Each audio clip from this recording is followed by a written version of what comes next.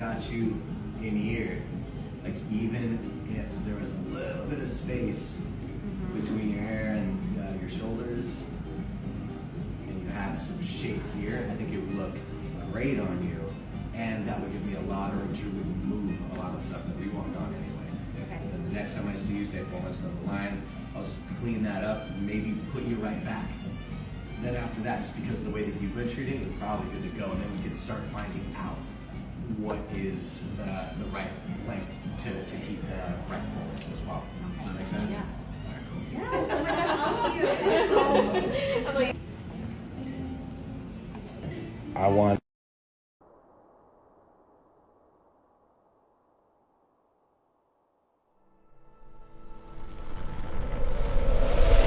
The film you're about to see has no characters.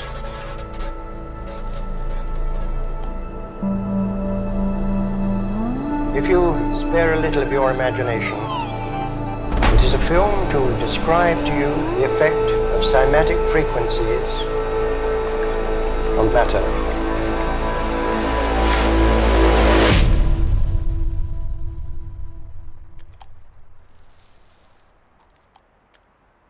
You're gonna feel short, Okay. for sure. Okay. For the sake of fullness,